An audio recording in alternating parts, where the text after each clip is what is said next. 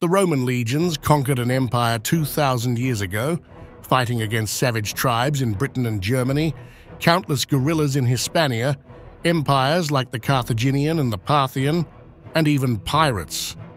However, these legions evolved over the years as their enemies changed, and consequently, the most appropriate way to fight and win also changed. We can divide the combat methods of the legions into three major blocks. The first of all is the phalanx.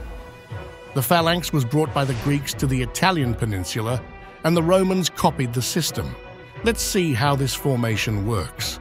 The phalanx is a square or rectangle of men very close to each other, armed with pikes or spears. In the Roman case, they used spears in the Greek hoplite style. The concentration of so many spears made the formation an impenetrable hedgehog. The soldiers also carried a large shield on their lower left side, which they used to protect themselves from enemy projectiles. The phalanx was a deadly frontal grinder, with a bunch of spear points directed at the charging enemy, who faced the impossible task of dodging the spears and approaching the soldiers carrying them. The problem with phalanxes is that their flanks and rear are completely undefended. For example, if the phalanx is formed by, say, 16 soldiers in the front by 6 in depth, the time necessary to pivot and face an enemy coming from the side is tremendous. When Rome faced the Greeks in Italy, it could afford the phalanx because it was a frontal combat. But when it started fighting enemies who did not fight in phalanx, but in small groups that did not form a common front, the phalanx was useless as these groups attacked from all sides.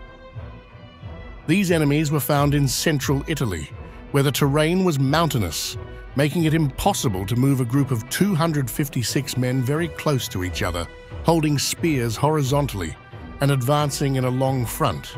The front constantly disbanded. If the Romans wanted to keep expanding, they had to find a new method to fight, and they found it.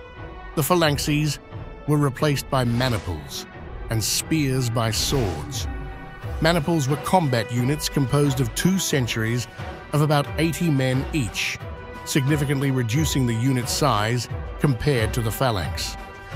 Here I will pause, because the number of troops in the maniples has a complex history. On one hand, the centuries are of one size for hastati and principes, and another for triarii. Secondly, these centuries included some velites, who were part of the century, but at the same time not. Simply keep in mind the alert about the 80 men per century. Now, let's continue. The first advantage of the maniple over the phalanx was maneuverability.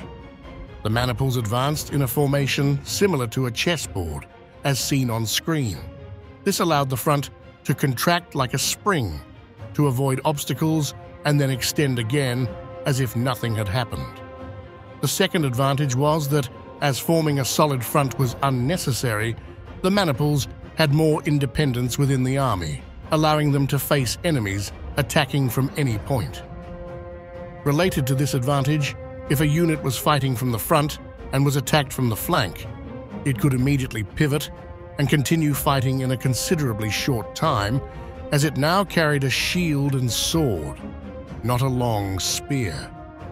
Each of the 3 lines of maniples in the Roman legion was composed of a different type of soldier. The first line was formed by the hastati. These soldiers were the youngest and least experienced in the legion. Actually, the velites were, but as they are skirmishers, we will leave them for later. The hastati were the first to enter combat. Their weapons were the shield, sword, and javelin, which at some point would be replaced by the pilum.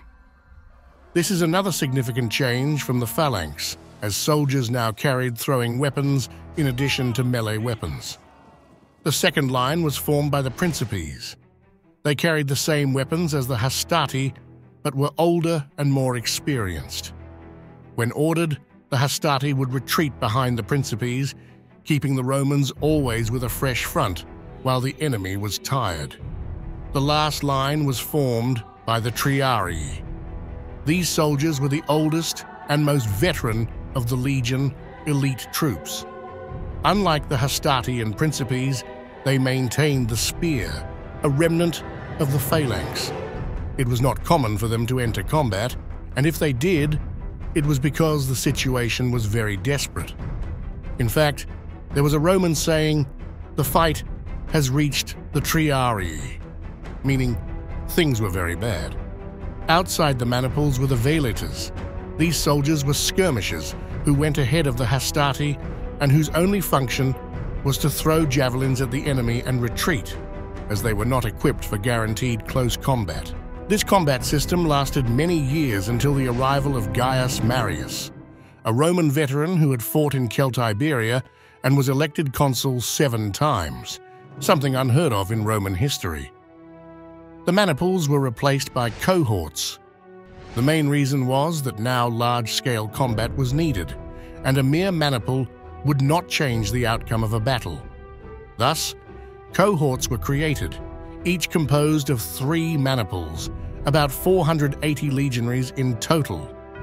In the new legions, specializations were eliminated. There were no more hastati, principes, or triarii.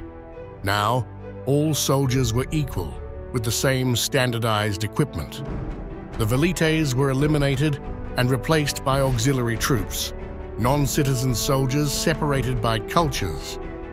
Additionally, regarding supplies, each legionary carried their own equipment, meaning they carried their weapons, tent, and even stakes for the camp, up to 40 kilos on their back, hence known as Marius's mules.